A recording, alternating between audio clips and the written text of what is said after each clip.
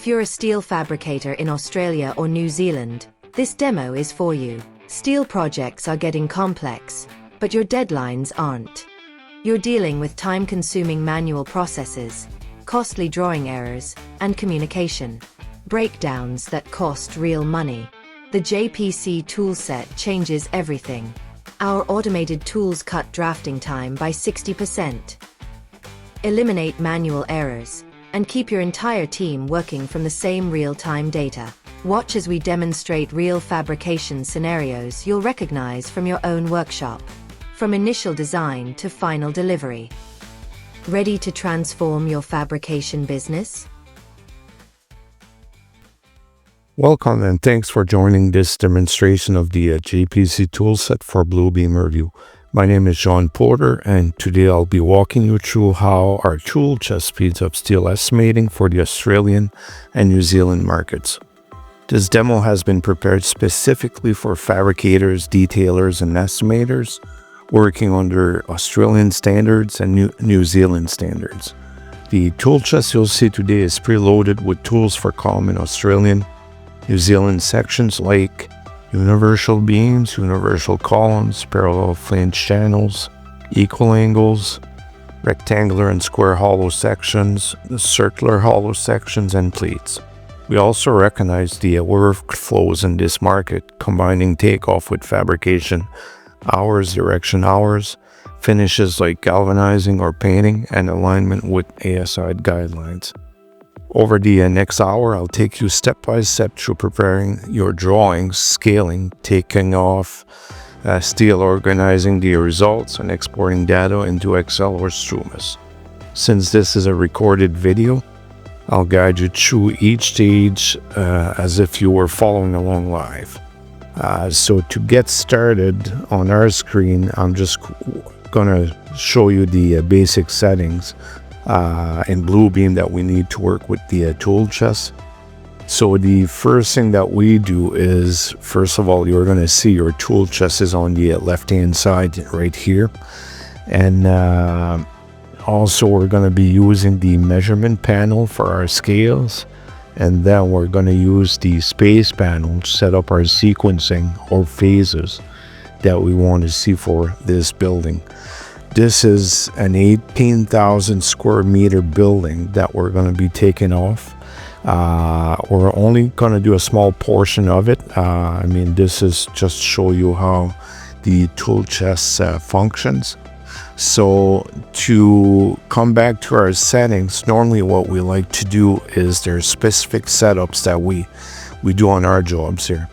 So the first thing is when we pull up the markup list panel, you might have some markups like on this one, and I've seen jobs where like the design team hadn't flattened out the drawings when they issued it for pricing or for estimating, and this causes a bit of issues where it's slowing down the system. So what we do is, if you go under your batch menu and you see the flattened markups, you just need to click on this. It's going to open up your flattening markups window. It's already preset. Just hit flatten and you see how the markups are disappearing. They're still on the drawings, but just not live in your markup list panel. So that's going to save you a great amount of time there. The other thing is, a lot of jobs that we get, if you look at the numberings on those drawings, they're using a page number. So if we go into the thumbnail panel and we look at it, here's the drawing number. So for better references, we like to change that page label to a drawing number. So to do this, instead of typing it, there's a function in Bluebeam where we just need to go in, and what you do is you select the drawing number, and here this is the region we selected, and here how it's going to be looking. So when you click on it, and now that you look at all your pages, you now have the drawing number on it. And also, if you want to change the looks of how your drawing looks in your thumbnails, just use the scroll bar down below, and you're able to change how how it's looking there. Next thing is what we'll be talking about is the actual tool chest. So if we go into it and we start looking at what's included with the tool chest, we start with a bunch of markup tools that we did for our customers, which are already preloaded. Then this we're going to come back and talk after. You'll see it's going to be part of our workflow and how we're going to utilize this tool set there. Secondly, we have our cold form purlins. We have our welded columns.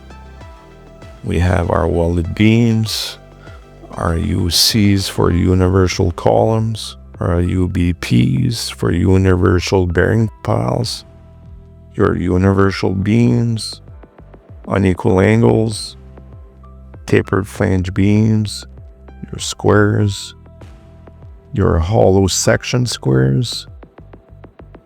Then you have, again, hollow section squares, but use or setup design with the count tool from Bluebeam.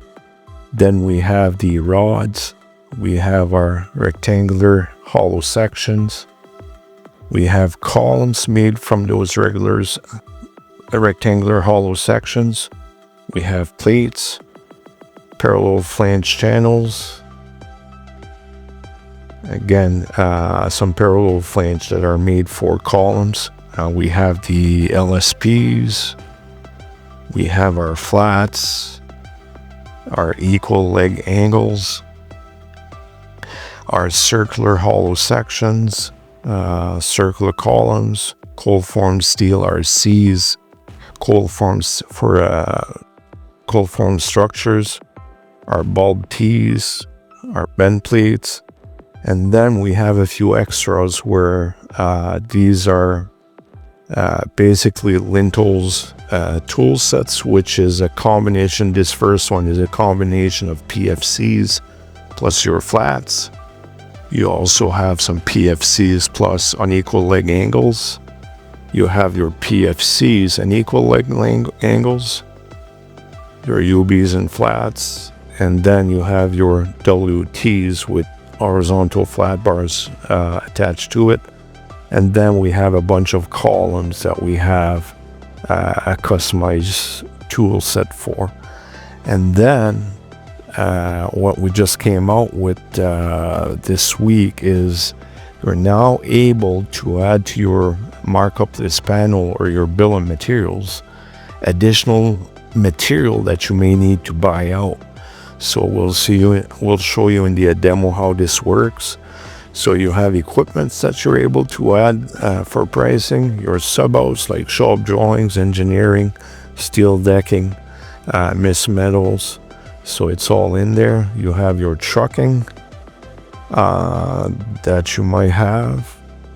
And then there's other items that you may want to price up and add to your estimate there.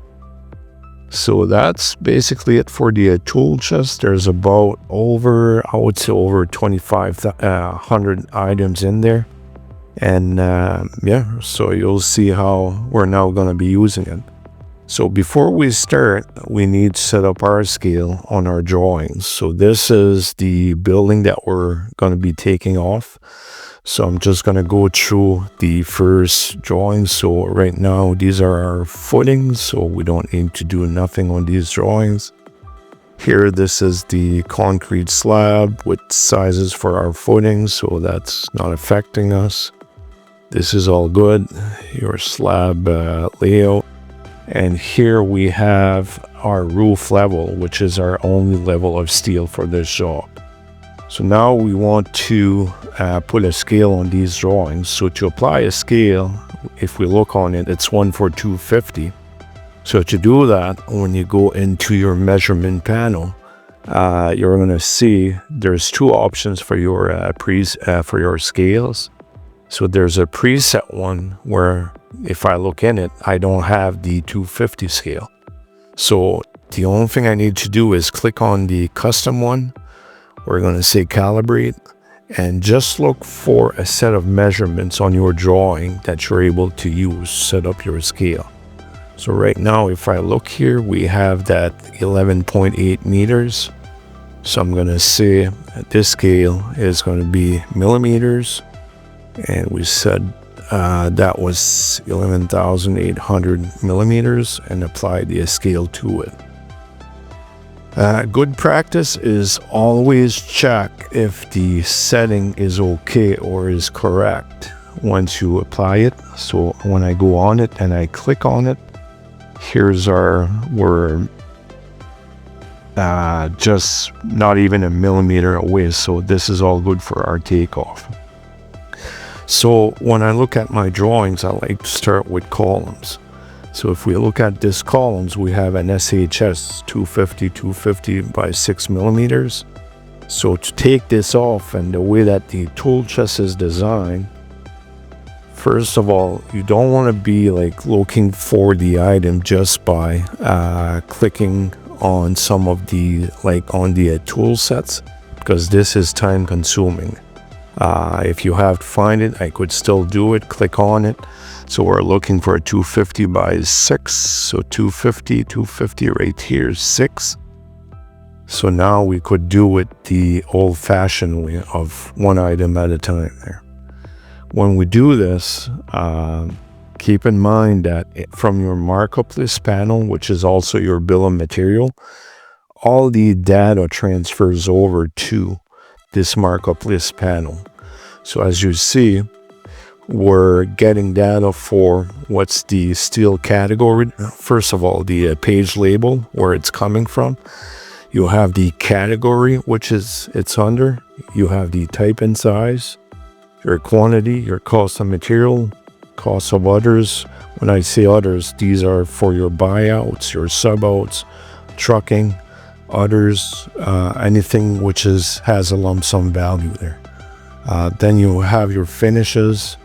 You have your length, your height for your columns. You have the number of counts when we did the takeoff on our columns.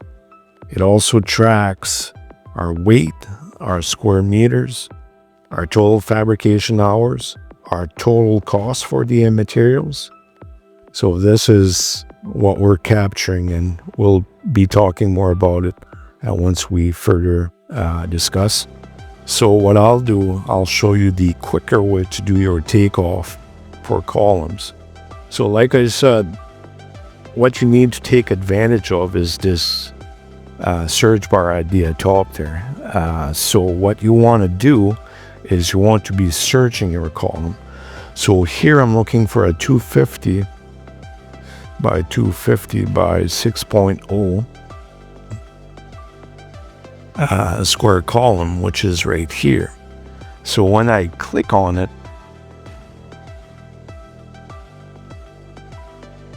we now have our columns. We finally located the member into our tool sets. But the way we want to do our takeoff for this is, let's use the search window and search for the columns instead. So I'm looking for a 250 by 6.0. Okay, so we're going to be searching our columns, which are 250 by 250 by 6. So the way to do this is you just search with that column. It's going to show up. You hit search, and it's going to be searching for all those columns on this current page. So once we have them all, if you want to see which one it is, just click on it, and that brings you to that column.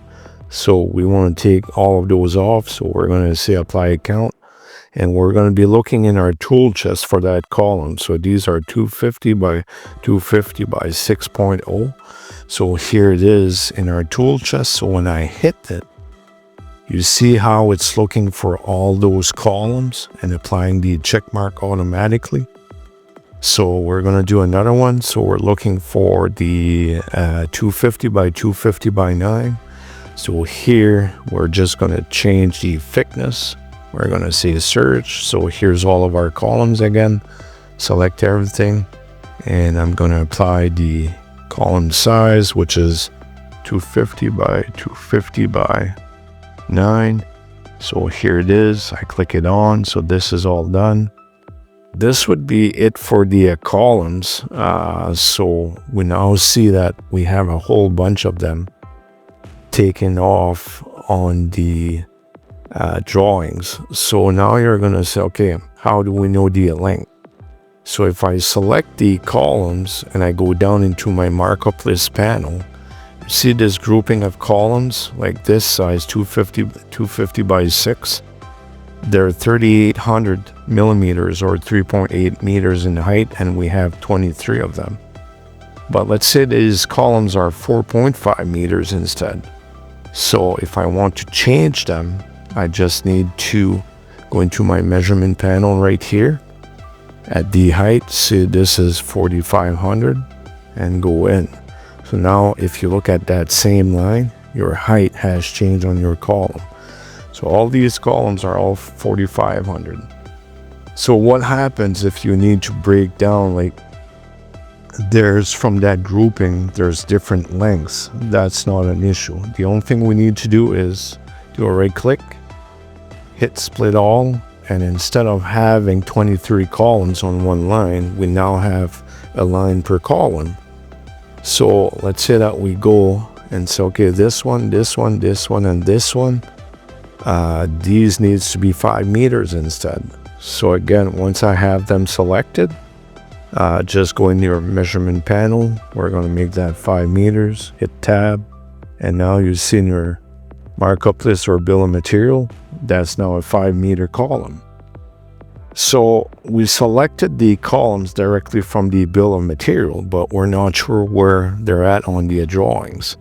So the other way you're able to do it is, okay, I'm going to select these columns right here.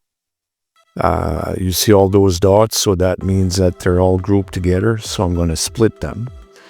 So now I'm able to go in and say, all right, all these columns along this grid, these all need to be 7.5 meters instead. So I'm going to say 7,500 in here. And also when you look at your bill of material, you made your selection and it shows you with the highlight in blue which columns that you have selected. So now you're sure that these are the columns that needs to change in length. So now that it's changed, just click on it. And if we look at our heights, here's all of our 7,500 columns. If you want to filter this bill of material, just hit the label at the top. And this is going to bring all of your 7,500 or 7.5 meter columns together. So in the markup list or bill of material at the top, like the label for each column, that's a filter on its own there. So you're able to filter it whichever way that you want. So this is the quick introduction on the columns. So next step is we're going to be looking at the beams, on how to do the beams and girders.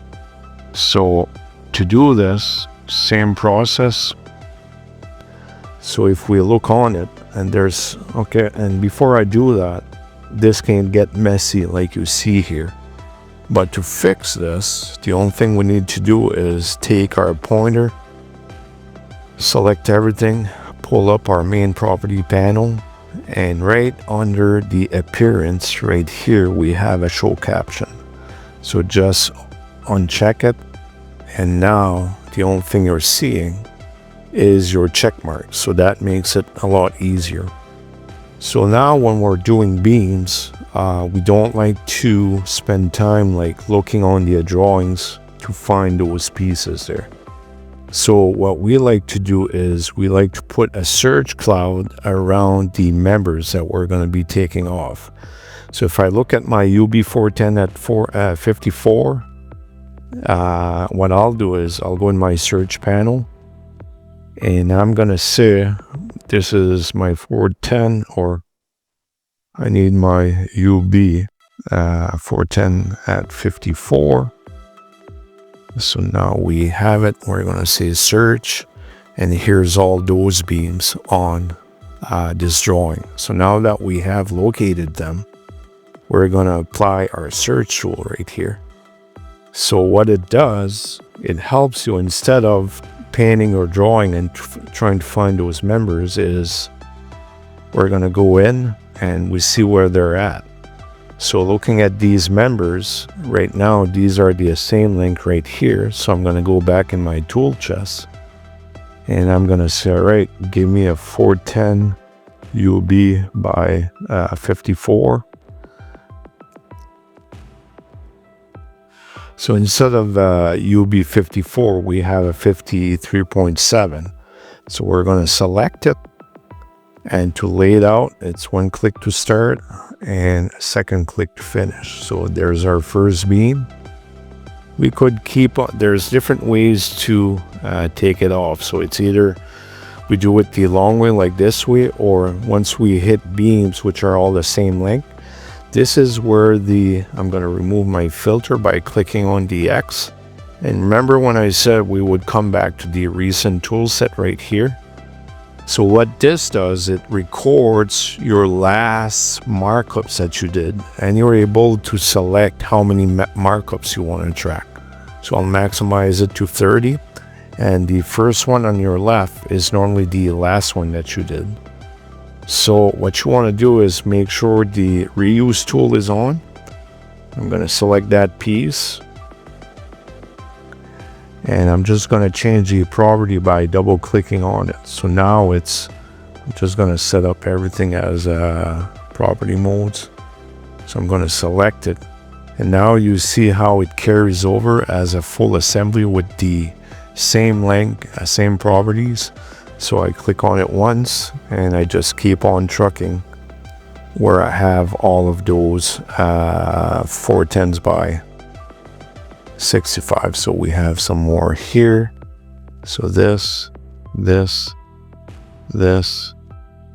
these are all your same length. So this is done. So we look down here, we have some more. So I'm gonna look for my 410 UB. So here it is.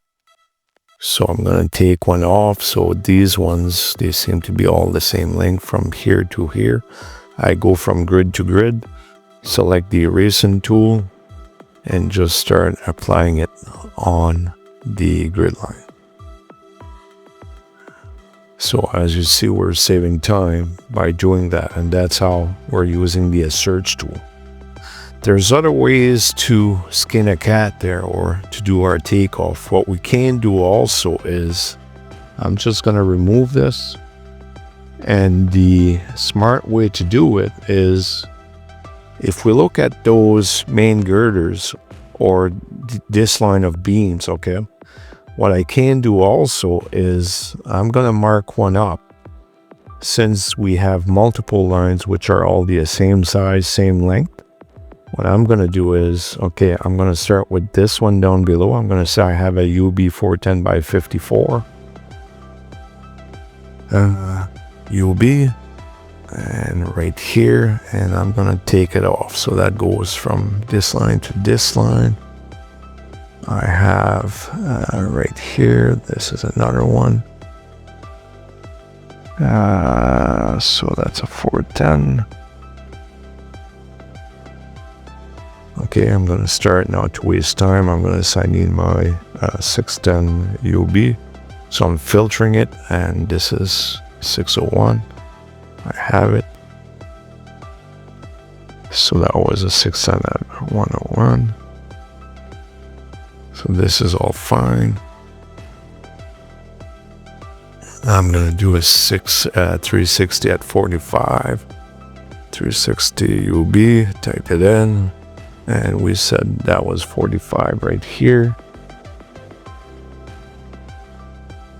So we have another one right here.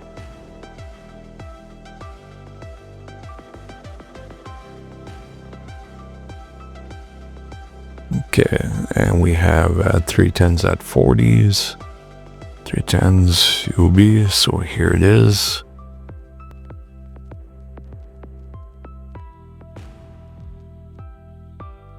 All right, just for the you've seen what I did here. Let's assume that the grid right here is all done, and I want to keep on going with my takeoff. So what I would do is come on here, I would hold down my shift key and just click on those members.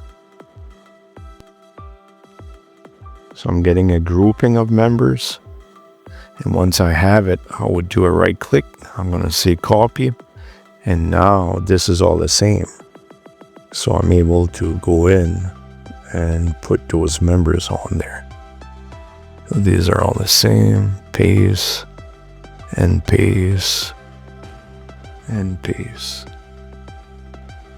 So now that would create your takeoff for all of your beam members. And again, keep in mind that every time you do a markup, your bill of material is growing with all this data that we're going to be manipulating in a few minutes there. So here's all your weights, your surface area, your fabrication hours, your total cost for materials. So that's all in your bill of material. So what I'm going to do is I'm just going to do a few more braces so that we have a sampling of different types and sizes of members. So right here, I'm looking for some 75 by 75 by 6 and EAs. So here's, by starting our typing, it filters our tool chest. So here's our brace. So I'm going to select it and okay, let's start doing those 75 by 75 angles. So this is one, this is my second. We have one right here. And again, you see how we're saving on typing all that info. So we have some 75 by 6 right here, by 6, same thing, right here, and right here, right here, and this. Let's do just another size again. Let's do some rods. So if I'm looking for rods, type it in so it shows up.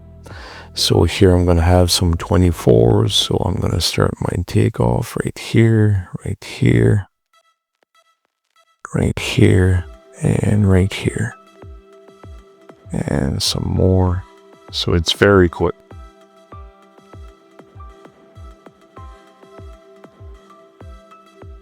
And again, if you want to clean up this mess, the only thing you need to do is take your pointer, select all of your members, go into your main property panel under appearance, and click on the show caption values right down here. So that removes all the labeling. It just keeps like your highlights for each of those members. So I'm going to flip page.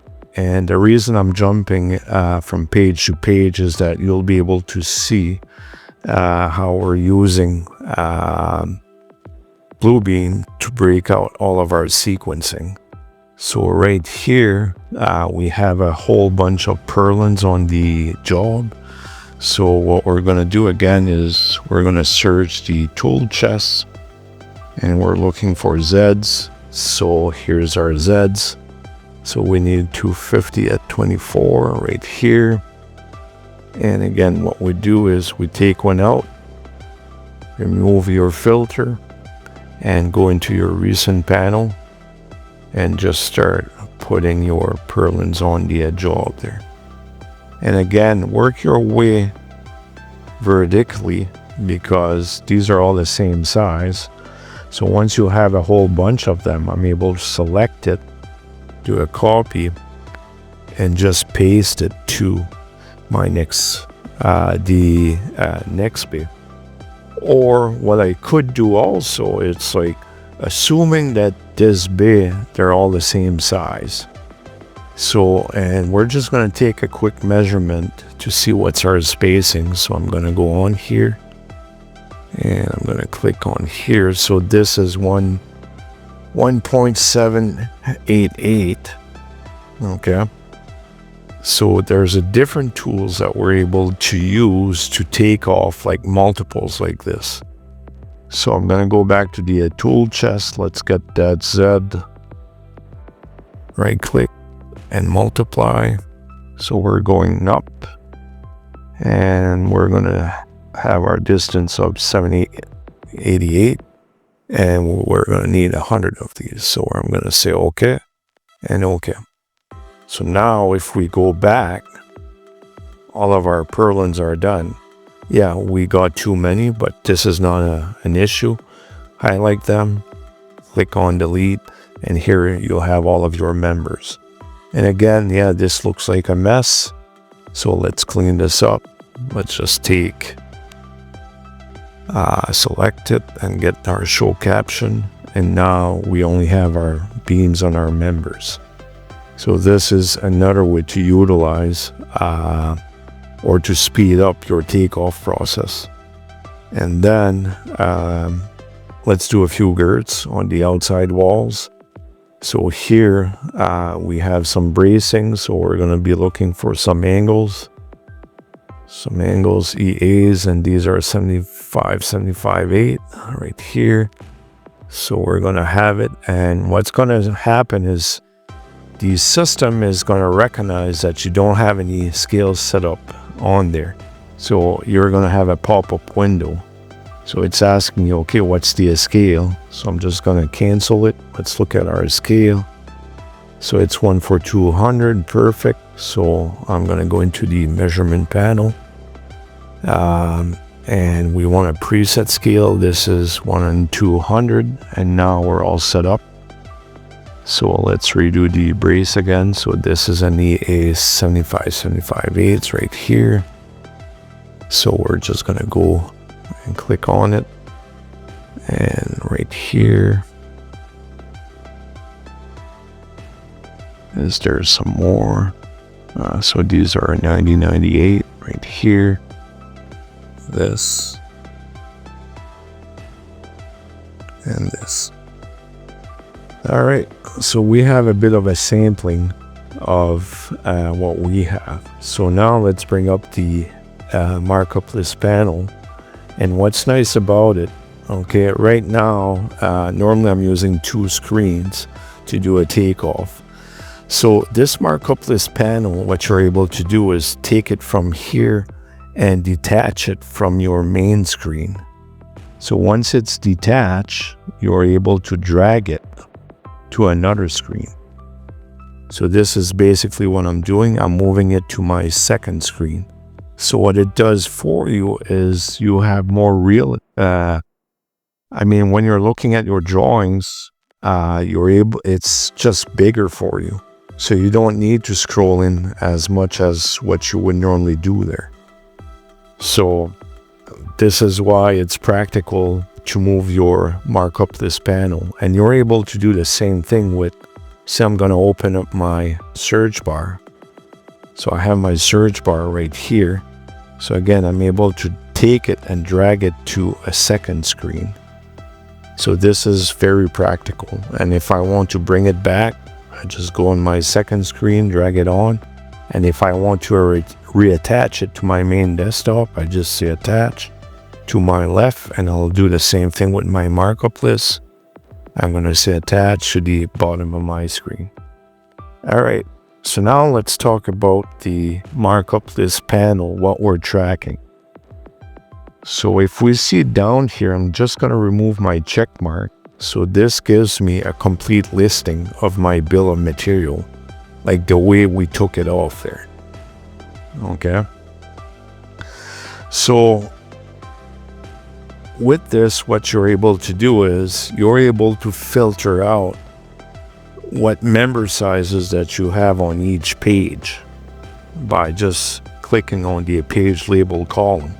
So it's going to break out, it's going to give you your bill of material by drawing number. So if I look at S10321 and I look at my total weights, I know that I have 6,800 kilograms on it. I have 771 square meters, 129 hours to fabricate. My total cost of material is $24,169. And then we have our total cost, which is going to populate here. This is for our sub-outs and buyouts. So then we have the space column right here, which I'm going to come back after.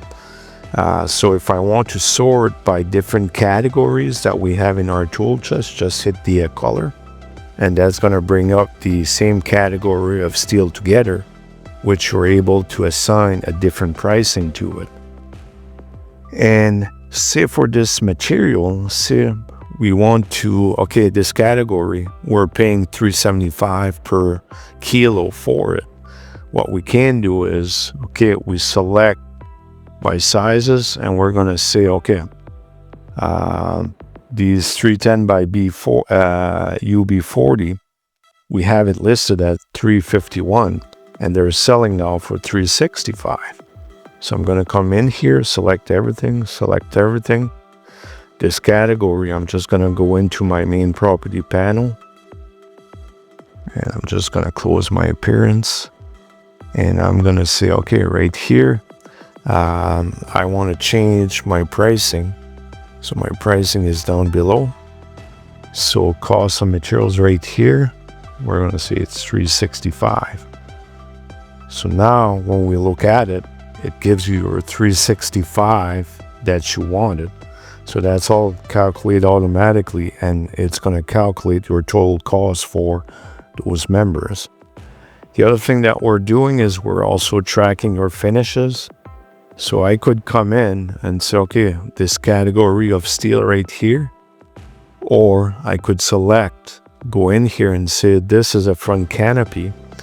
Well, I could go in and say, okay, all of this steel right here, this needs to be galvanized.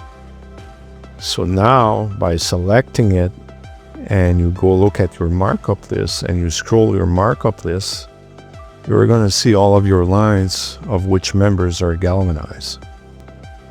So now when I have everything selected, I just need to go main property panel again and look for my property for my finishes right here. I'm going to say this is galvanized, and boom, it applies the galvanized to my blue lines. So then if you want to have a sum of how much weight you have for galvanizing, just hit finish. And what I'm able to do is click on my filters, get the galvanizing, and this is going to filter out every members which are galvanized. So again, you see right here, we have 3,333 kilos of material which needs to be galvanized. So you see how quick we're handling the data. So I'm just going to remove my filter. So, and here this FSA, this is data that I have in the database. So I'm just going to remove that column, which I don't need, by selecting this window, and I'm able to highlight which columns that I want to see there. So here's my length. If there would be a weight, a width, a surface area, it would be shown here. We have our label, which is the same column as your subjects, but I just have the labels so that when you're looking at your summaries right here, you see your total weight for which member it is. So again, you're able to scroll down, and if I want to filter it by label, I'm able to see how much weight I have of that material by clicking on the columns headers. Total costs and total others right there. So let's go back to the space whenever you want to do some sequencing. So we're going to use this function within Bluebeam, which allows us to break out our takeoff there. So say this is our sequence number 1 right here. I'm going to say, okay, this is sequence number 1. I'm going to say the middle section is sequence number 2, right? all the way up there. And this is going to be our sequence number 3. So to do this, I just need to go into my measurement panel. Oh, now this one right here, my space panel. And I'm going to be putting windows around all the material which is in my sequence number 1. So I'm going to label it sequence number 1. I'm going to go in and say, okay, let's put some more sequences. So from here to, we said here, that was sequence number 2 materials. And we're going to say this is sequence number 3 right here. And say, okay. So now what we did is by drawing number, if I look at my bill of material report, when I'm looking at my page label, I'll now see which material on that drawing is under sequence number 1. Same thing for sequence number 2, 3. So if I want to break out what's my sequencing, I hit my space label at the top, and that filters out all of my sequence 1 material, which are from drawing S10311. Same thing for sequence 3. It tells me which drawing it's from. So I'm able to use this to, like I said, to label or separate or create batches within my takeoff. So now let's look at what other things we're able to do with these on our takeoffs to price up your material. So if I want, I have a tool in there where we're going to start. It's going to allow us to manipulate our material. So if I get my mark from my tool chest right here, I'm just going to remove my filter, and now I have all of my options. I'm able to start pricing up this job. So basically what we have on here, it's going to give us a summary of our quantities, our types and sizes, weights, fabrication hours, erection hours, cost of materials, and cost of others. So when I go in here and from the markup list, I say, okay, let's price up all of this material that we have. So I just selected everything, and I'm going to do a right click. I'm going to go to my legend.